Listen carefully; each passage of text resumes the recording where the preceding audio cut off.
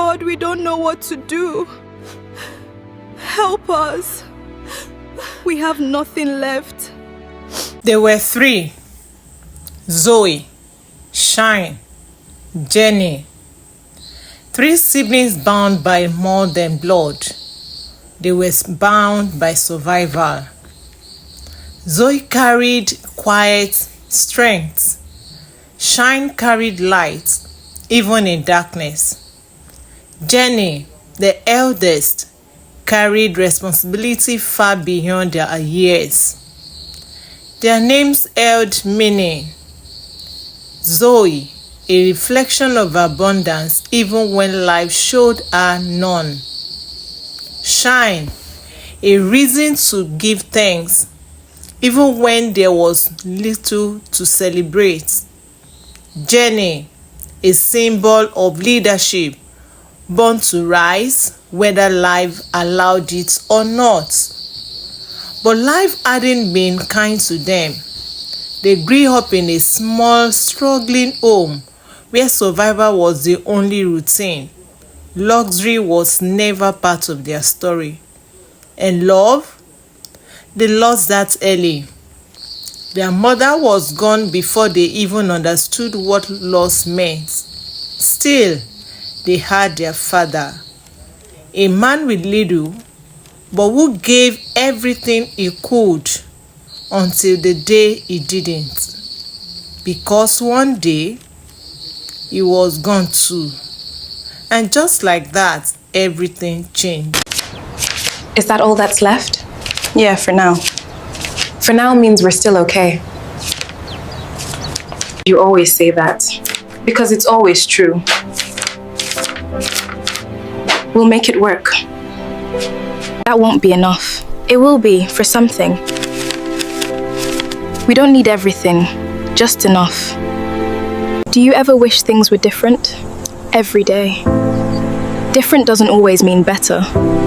It could. The day they buried their father, they buried more than a man. They buried stability. They buried protection. They buried the only thing that made life feel possible. Zoe and Shine stood side by side, too young to carry that kind of grief. Jenny stood slightly ahead, trying to be strong, even when she was breaking. There was nothing left. No savings, no support, no plan. Everything they had was used to give him a proper burial. What do we do now? We go home. When it was over, they returned to an empty room. Not just physically empty, but emotionally hollow. 3 siblings, no parents, no direction, just silence. It's too quiet. It's empty. He should be here, but he's not. But one thing remained. We'll be okay. Something their father never failed to give them. Faith. He didn't leave behind wealth, but he left something stronger. A foundation. They had grown up in the Word. They had held onto scriptures before they even understood life. And now, that was all they had left. That night, Jenny called for a meeting. The room was dim. The hair was heavy. Zoe sat quietly. Shine looked drained. No one wanted to talk, but Jenny did. "We can't stay like this," she said. Her voice was calm, but firm. "We've lost our father, but we haven't lost everything." They looked at her, confused, tired, not ready. Jenny continued, "We may not have anyone here on earth anymore, but we still have God." Silence. "You remember the scripture, 'Arise, shine, for your light has come.'" She paused. That arise means we have to get up first. Zoe frowned slightly. Shine shook her head slowly. Jenny went on. We can't just sit here and wait for life to happen to us. A deeper pause. Let's seek God. They look at her again. Serious this time. I'm saying we take 3 days, she continued, to fast, to pray, and to hand everything over to him. Shine sat up immediately. 3 days? After everything we just went through? Zoe exhaled, shaking her head. That doesn't make sense. Jenny didn't argue. She didn't raise her voice. She just said quietly, "This is what we need." Silence filled the room. Heavy, uncomfortable. Zoe looked away, thinking. Shine leaned back, unsure. Because honestly, fasting was the last thing on their minds. They had just lost everything, and now they were being asked to let go even more. Zoe's thoughts echoed quietly. How does going deeper into something spiritual make sense after losing someone you love? No one had the answer yet, but somehow this decision was about to change everything. A decision that didn't make sense in their condition. Fasting and praying. After the burial, life became silent, but Zoe had a way of having her way. She didn't allow the silence to win. She pushed, she insisted, and slowly she cajoled her sisters into it. We've lost everything, but we haven't lost God. Zoe, we're tired. I know. That's exactly why we need him now. Let's fast and pray. 3 days without food? Why 3 days? Because we need direction. Not guesses, not fear. Direction. Please trust me. Shine joined. Jenny joined. Not because it was easy, but because it was all they had left. And those 3 days were humbling. They wept before the Lord. Not perfect prayers, not structured words, but broken voices, crying out with everything they had. God, we don't know what to do. Help us. We have nothing left. By the 3rd day, their bodies were weak, their strength almost gone, but their reality was even harder. There was nothing, no food, no money, nothing to break the fast they had started in faith. And in that moment, Zoe made a decision.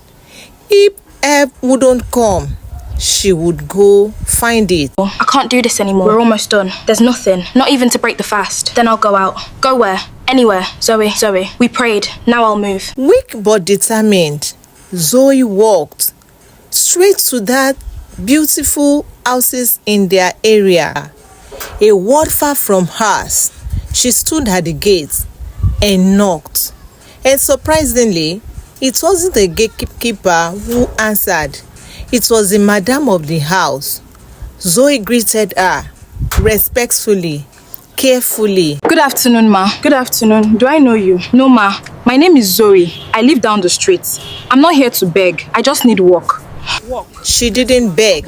She offered to work, to earn something, anything, just so she and her sisters could eat. But the woman said there was no need. She had machines for everything. Still, Zoe didn't give up. She asked again, her voice carrying desperation, but also dignity, because this wasn't about begging. It was about survival. Is this about food? Yes, ma. I can give you money. Thank you, ma, but I need something steady. Why? We lost our father. My sisters and I, we've been fasting. And this time, Zoe told the truth. Not just about hunger, but about everything. Today is the third day and we don't have anything to eat. You haven't eaten for 3 days. Yes, ma. Where do you live?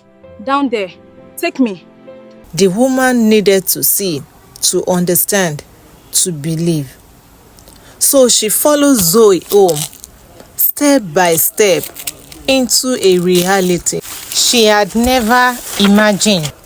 A small dark room, no furniture, just 2 mats, a wooden shelf of books, the only thing they could let go of. Because even in lack, they held onto knowledge, onto strength, onto something beyond survival. Everything else has been sold to survive, and yet the room was neat, ordered, dignified. This is my house, and these are my sisters. Okay. Okay. Good afternoon, ma. Good afternoon, ma. What happened? She wanted to see. You live here? Yes, ma. I'm sorry about your father. Thank you, ma. Your sister told me about the fasting. That was a bold step. And yet you kept everything neat. Jenny stood first, alert, protective. Shine watched quietly, observing everything. Zoe explained carefully, honestly, and the woman listened. She saw the twins. She saw their strengths. She saw their loss. But more than that, she saw their faith. Because not everyone would choose God in the middle of pain. She didn't hesitate. Not this time. She offered help.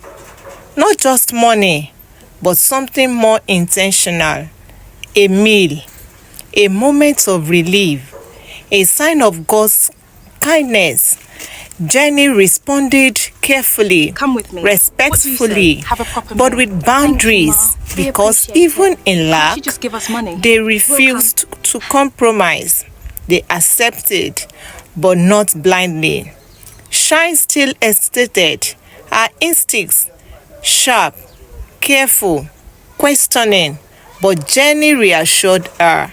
And Zoe already believed this was the answer. And so they followed her out of the small room into something unfamiliar, something bigger. The house stood ahead, beautiful, calm, almost too perfect. And as they walked, that same feeling returned. Quiet, the stillness, the unspoken presence. Because sometimes answers don't come loudly, they come disguised.